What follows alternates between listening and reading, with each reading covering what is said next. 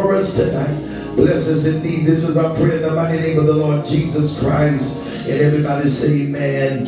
God bless you. You may be seated in the presence of the Lord. This is the word of the Lord. This is the word of the Lord. This is the word of the Lord for us on tonight. This is where God has directed us to go. Hallelujah. I just want to deal with the last 4 words of verse number 6. The last 4 words of verse number 6. This is the assignment, amen, that God has released us to bring to you on tonight. The last 4 words where it says, Kerr, uncover the shield. Kerr, uncover the shield. Kerr, uncovered the shield. And that's my assignment tonight. I'm going to talk from those 3 words. This is the word of the Lord. God says to uncover the shield. Uncover the shield. Uncover the shield. Hallelujah. Uncover the shield. Our text tonight, it deals specifically with a place by the name of Kerr. By definition, literally in the Hebrew text or in the Hebrew language, in the Hebrew tongue, Kerr, it literally means wall. It means wall. And while we're on that, got to prophesy tonight. God did it before. I declare every wall that has been blocking, every wall that has been hindering progress, hindering movement in your life, it is coming down. God is leveling the walls. He's just waiting for us to open our mouths. He's just waiting for us to make a sound and to release a shout. Hallelujah, that would cause walls. God said the power is in our voices. And when we fail to use our voices, walls remain where they are. Hallelujah. But God said, speak to the mountain. But he said, shout, and the walls will come down. Kerr, it means wall. It is a place in Mesopotamia. The name Kerr, or the place Kerr, it occurs 5 times in 5 verses in the Hebrew concordance of the King James Version of our Bible. We see Kerr mentioned in 2 Kings, the 16th chapter and the 9th verse. It talks about the king of Assyria. It says the king of Assyria went up against Damascus, and he took Damascus, and he carried the people of Damascus captive to Kerr. In Isaiah, the 15th chapter and the 1st verse, it talks about the burden of Moab, because in the night, we dealt with this morning, of Moab is laid waste and brought to silence. But that's not the end of the verse. It also goes on to say, because in the night, Kerr of Moab is laid waste and brought to silence. In the book of Amos, the prophet talked about Kerr. Amos chapter 1 and verse number 5, the prophet says, God said to the prophet, I will break also the bar of Damascus and cut off the inhabitant from the plain of Aven, and him that holdeth the scepter, the rod, from the house of Eden. And there God goes on to say, and the people of Syria, hallelujah, shall go into captivity unto Kerr, saith the Lord. Amos chapter 9 and verse number 7, are ye not as children of the Ethiopians unto me, O children of Israel, saith the Lord? Have not I brought up Israel out of the land of Egypt, and the Philistines from Captor, and the Syrians from Kerr? In other words, God is explaining how he delivered his people from certain places, from certain locations, from the captivity that they were in. And because he loved us, he brought us out of bondage and into his marvelous light. In the book of Isaiah chapter 22 and verse 6, this is our text. Our assignment for tonight. Kerr is mentioned once again, and there it is said of Kerr that Kerr uncovered the shield. Kerr uncovered the shield. Uncover. They took the covers off of their shields. The word uncover in Hebrew has several meanings. Number one, we see in the book of Isaiah, it means to pour out. It means to empty. We see this in Isaiah chapter 32 and verse 15. It says, until the Spirit be poured upon us from on high, and the wilderness be a fruitful field, and the fruitful field be counted for a forest.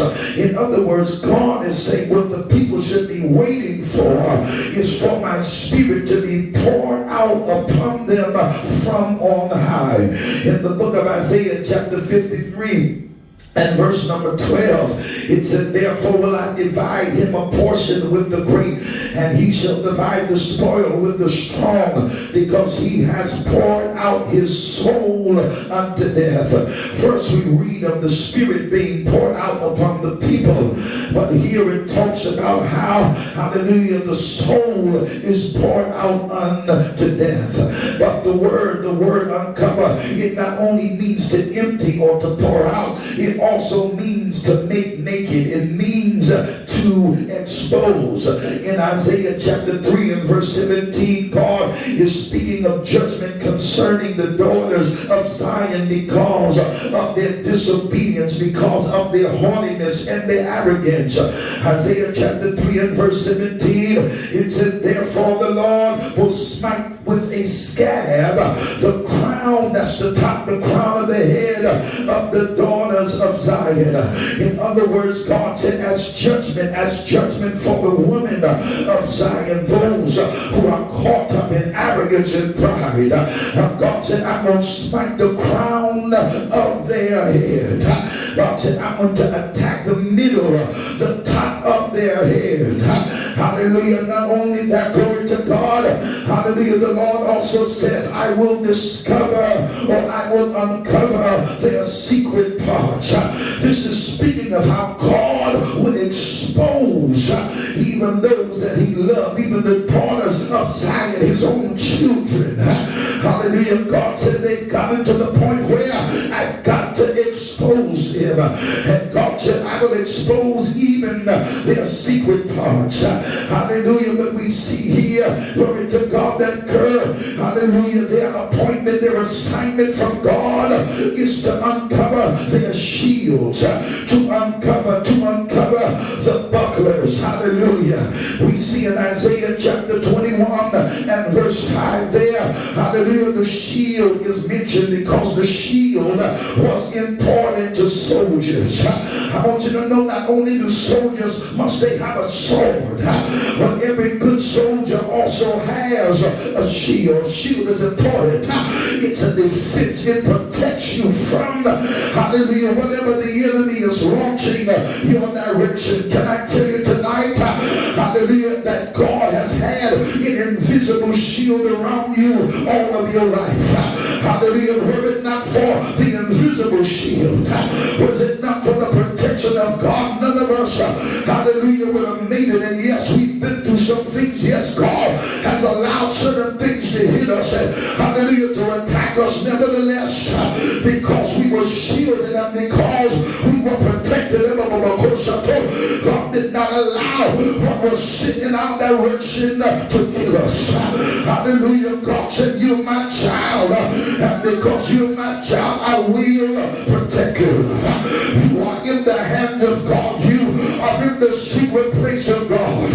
And yes, even the weapons are formed against you, because you are shielded. God said none of them will be able to prosper against you. The book of Isaiah chapter 21 and verse 5, it says there, prepare the table, watch in the watchtower.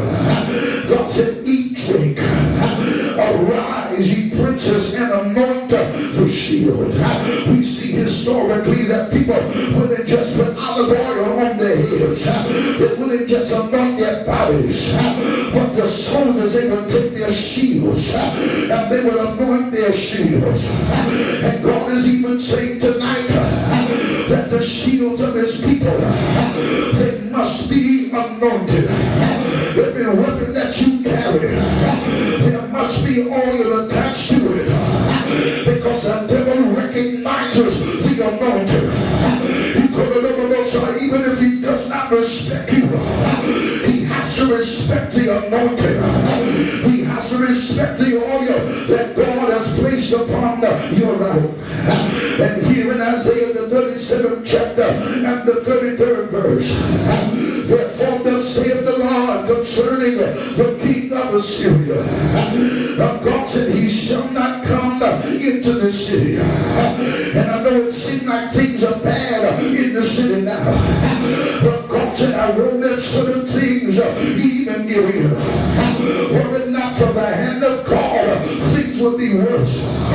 The murder rate would be worse. There would be more suicides. But God said I gotta let my people know that I am still in control. I wish you lift your hand in the sanctuary tonight and open up your mouth and say, God, you're still in control. And God said to his people concerning the king of Assyria, he said, he shall not come into the city. He shall not shoot an arrow there, nor shall he come before it with shields. God said in this season I will protect my people. I won't allow the arrows of the enemy to come against my people and to destroy them. He said to remind us tonight that greater is he that is in us than he that is in the world.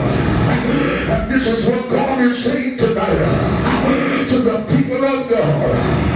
He said, I'm giving you divine instructions. He said, I need every soldier to uncover their shield. I don't know where you put it down at. I don't know where you have it hiding. But God said it's time for the shield to be uncovered. To uncover the shield, you need to prepare yourself. And this is what God is saying. He said it's time to go on the defense. Prepare your defensive weapons. He said prepare yourself because you're walking into battle. He said prepare yourself because you're in the midst of warfare. Well, God said I give you the tools that you can be protected. I give you the tools for you not to die, but you shall live. I feel the anointing here because in the times of peace out here, the soldiers would wrap up their shields. They would put covers upon their shields. They had pretty shields and they wanted to preserve them. They wanted to keep their shields clean and fit for use. Shields were protected during a march and were not in use. They would lay a cloth over top of the shield. These shields were made of metal, or they were made out of skin, and the object of covering them was to preserve the metal and to keep the shield from being injured.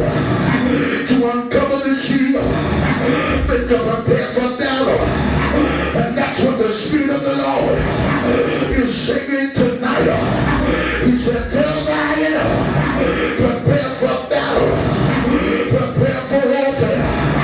This is not the season, deacon, for the people of God to be comfortable. This is not the time for the people of God to be at ease. But it's time to wake up and recognize that the weapons of our warfare, they are not carnal, but they're mighty. They're mighty through God to the pulling down of strongholds. I know you have your shield. You're still protected. But God said it's time for you to be uncovered. It's time for the shield to be exposed. He said, take off the leather cover and uncover your shield. I know you've been trying to protect it from rupture. You've been trying to keep the dust off. But God said, now it's time for you to come out of hiding. Uncover your shield. Get it prepared. It's time to fight. It's time for war. It's time to battle. It's your defensive weapon. And uncovering it, it meant that you recognize that you're about to engage in battle. And the problem is, we're going out the battle unprotected. We think all we need is prayer. But I hear the Lord say, tell my people, uncover the shield and go forward. The devil got weapons, and we're not ignorant of his devices. But God has given us power. We got power. We got power to fight, and we shall not be defeated, because greater is he that's in us than he that's in the world. Yes, it's a battle, but the Lord is a man of war, and the battle is not yours. The battle is not mine. The battle is not the angels, but the battle is the Lord's. And he said, victory is your result. Power is your result. More fire is your result.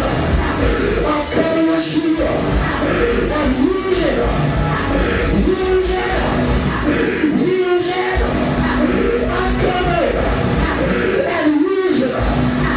It's your protection. It's how it is. The devil can't touch you. The people can't touch you. Because you're sealed. As you protected. Clap your hand and shout glory.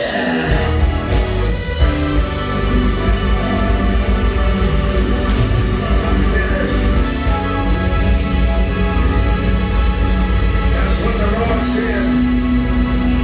He said, tell my people, I need them to uncover the shields.